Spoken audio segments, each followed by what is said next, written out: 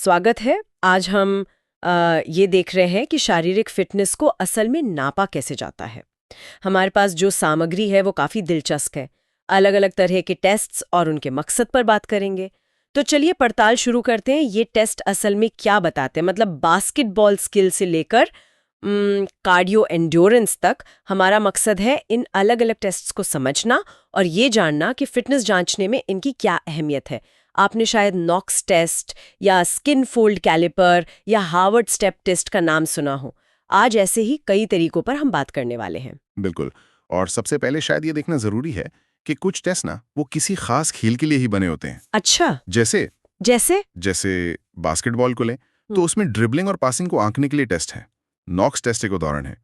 या फिर हॉकी में बॉल कंट्रोल देखना हो तो उसके लिए हर्बन्स टेस्ट या चैपमैन बॉल कंट्रोल टेस्ट हैं। हाँ हाँ, सुना है। इसी तरह बैडमिंटन या टेनिस में सर्विस कितनी अच्छी है या वॉली की क्षमता कैसी है, इसके लिए भी खास तरीके हैं।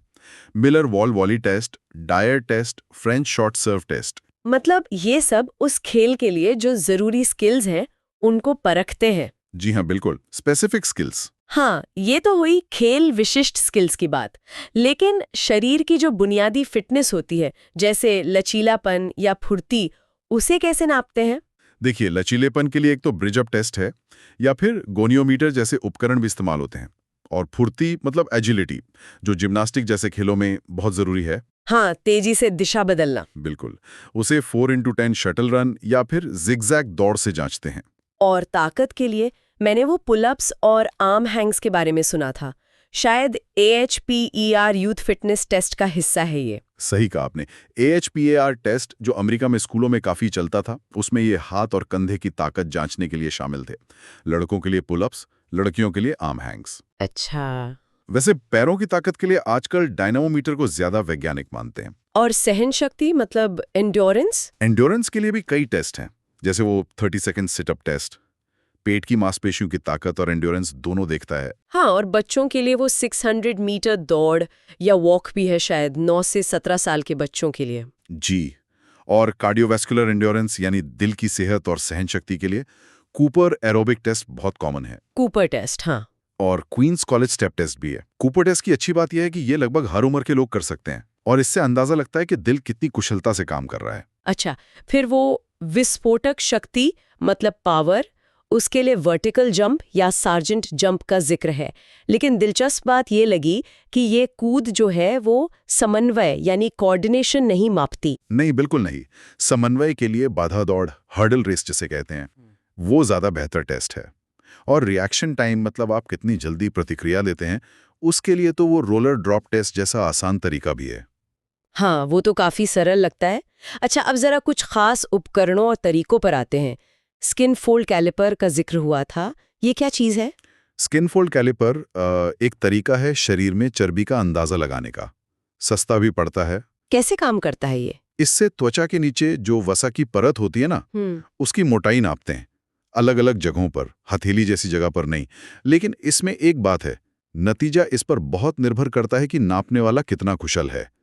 थोड़ी सी भी चूक हुई तो माप गलत हो सकता है। अच्छा, ये ध्यान रखने वाली बात है। और मानव मिति, एंथ्रोपोमेट्री, ये क्या है? एंथ्रोपोमेट्री का मतलब है शरीर के अलग अलग हिस्सों का वैज्ञानिक तरीके से माप लेना। लंबाई, चौड़ाई, गोलाई, ये सब। ठीक है। इसके जनक अल्फोंस बर्टिलॉन माने जाते हैं। और इसमें भी बिल्कुल सटीक उपकरण चाहिए और नापने वाला प्रशिक्षित होना चाहिए, ताकि माप सही आए। जी। जैसे हार्वर्ड स्टेप टेस्ट में भी बेंच की ऊंचाई तय है, लड़कों के लिए 20 इंच, लड़कियों के लिए 16 इंच, ताकि तुलना सही हो। इतने सारे टेस्ट हैं, पर हम ये कैसे जाने कि कोई टेस्ट अच्छा है या नहीं, मतलब भरोसे लायक है या नहीं? बहुत अच्छा सवाल है। यहीं पर दो बहुत जरूरी सिद्धांत आते हैं, विश्वसनीयता यानी रिलायबिलिटी और वैधता यानी वैलिडिटी। रिलायबिलिटी और वैलिडिटी, ठीक है। विश्वसनीयता का मतलब है कि अगर टेस्ट दोबारा किया जाए तो नतीजा लगभग वैसा ही आना चाहिए, कंसिस्टेंसी होनी चाहिए। जैसे वजन मशीन हर बार सही वजन बताए। बिल्कुल, या कम से कम एक जैसा वजन बताए, भले ही वो थोड़ा गलत हो, वो रिलायबल है। अच्छा, और वैधता? वैधता का मतलब है कि क्या टेस्ट वही चीज नाप रहा है जिसके लिए उसे बनाया गया है। मतलब वजन मशीन सच में वजन ही नाप रही है या कुछ और? सही। हो सकता है कोई टेस्ट रिलायबल हो पर वैलिड ना हो। ये कैसे? मान लीजिए एक मशीन है जो हर बार आपका वजन 5 किलो ज्यादा बताती है। वो रिलायबल तो है क्योंकि हर बार वही गलती कर रही है। हाँ, कंसिस्टेंट है। पर वो वैलिड नहीं है क्योंकि वो सही वजन नहीं बता रही है। समझ गया। तो एक अच्छे टेस्ट को रिलायबल और वैलिड दोनों होना चाहिए। बिल्कुल। और सबसे अच्छा मूल्यांकन तब होता है जब उम्र, लिंग, ग्रेड वगैरह के हिसाब से अच्छे मानदंड यानी नॉर्म्स तय हों। ये विश्वसनीयता और वैधता समझना तो बहुत जरूरी है।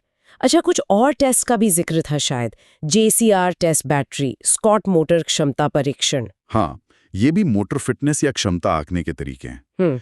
जैसे JCR टेस्ट बैटरी है या स्कॉट मोटर एबिलिटी टेस्ट है, जिसमें मेडिसिन बॉल फेंकना, स्टैंडिंग ब्रॉड जंप, 60 मीटर दौड़ जैसे आइटम्स होते हैं। ट्रेडमिल टेस्ट से दौड़ने की क्षमता का विश्लेषण होता है। और हाँ, ये भी याद रखना चाहिए कि हर चीज नंबरों से नहीं नापी जा सकती। मतलब? जैसे बास्केटबॉल में शूटिंग कितनी अच्छी है, ये एक स्किल है, कला है। इसके लिए सिर्फ नंबर काफी नहीं, गुणात्मक मूल्यांकन यानी क्वालिटेटिव असेसमेंट भी चाहिए होता है। सही कहा।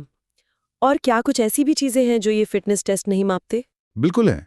जैसे क्रिएटिविटी, रचनात्मकता, वो इन टेस्ट से नहीं पता चलती। या फिर कुछ खास तरह की चिंता, उसके लिए अलग टेस्ट होते हैं। जैसे BIDR का जिक्र था, वो फिटनेस टेस्ट का हिस्सा नहीं है। अच्छा।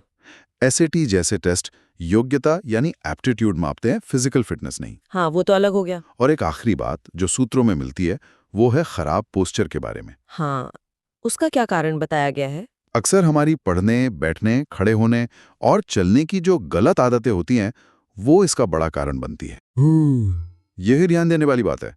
तो कुल मिला के ये तो साफ है कि शारीरिक क्षमताओं को आंकने के लिए कितने अलग-अलग और बारीक टेस्ट मौजूद हैं। और हर एक का अपना खास मकसद है, फुर्ती से लेकर सहनशक्ति तक और खास खेल के हुनर तक। ये माप हमें अपनी फिजिकल कैपेबिलिटीज को बेहतर समझने में वाकई मदद करते हैं। जी हाँ, और यहाँ एक सोचने वाली बात ये हो सकती है कि इन अलग-अलग नापने के तरीकों को जानने के बाद क्या फिटनेस को लेकर हमारे अपने लक्ष्य या